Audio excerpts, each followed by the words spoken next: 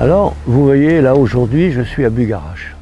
Je suis à Rennes-les-Bains, plus exactement, mais tout près de cette montagne magique, Bugarache. Pas plus tard que hier soir, il y a un engin incroyable qui stationne sur Bugarache depuis un certain temps. On le voit très bien le soir au moment du coucher du soleil. C'est un immense triangle, il fait au moins 1 kilomètre de long.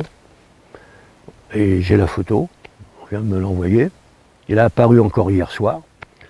Et qu'est-ce qui se passe? Quelle est cette entité qui fonctionne là-dedans? Qu'est-ce qu'ils veulent nous faire comprendre? Mais effectivement, au moment du coucher du soleil, on le voit très bien. C'est pas du tout un triangle plat, c'est en 3 dimensions. C'est énorme. Et il apparaît tous les soirs.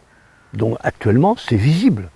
C'est pas une histoire de raconter que c'est une hallucination, un rêve, etc., un effet de lumière, etc. Non, c'est un objet qui apparaît et qui disparaît.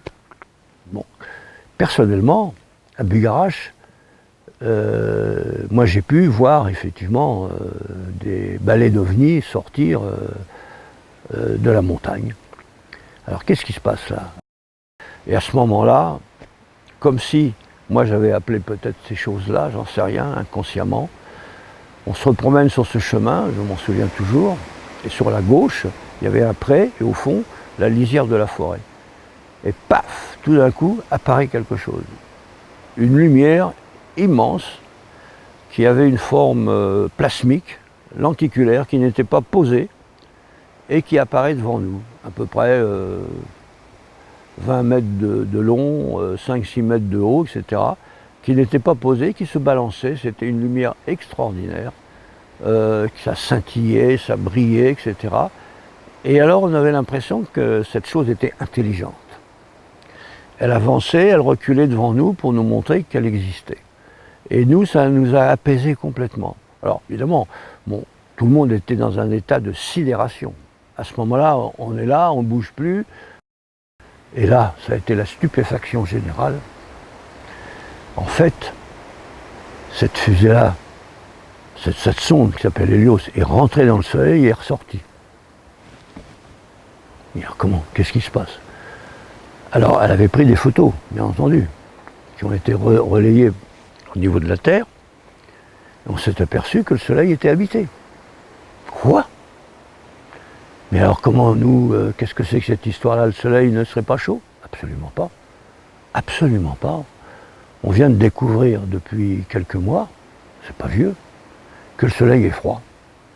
Quoi? Oui, le soleil est froid. Mais alors comment on est chauffé? C'est très simple. Un enfant de 10 ans comprendrait ça, mais comme d'habitude l'homme est enfermé dans des conceptions qui sont tout à fait théoriques, c'est des discussions de salon, c'est des mathématiques qui ne démontrent rien du tout, que des hypothèses.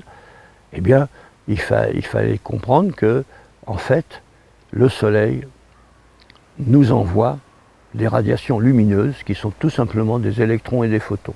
Ce sont les deux particules constitutives qui construisent le monde et qui sont à la jonction, et là l'eau est porteur de tout ça, bien entendu, il faut l'expliquer, c'est une courroie de transmission entre le monde physique tel que nous le connaissons et un monde métaphysique qui apparaît, qui est tout à fait grandiose, extraordinaire, et dans laquelle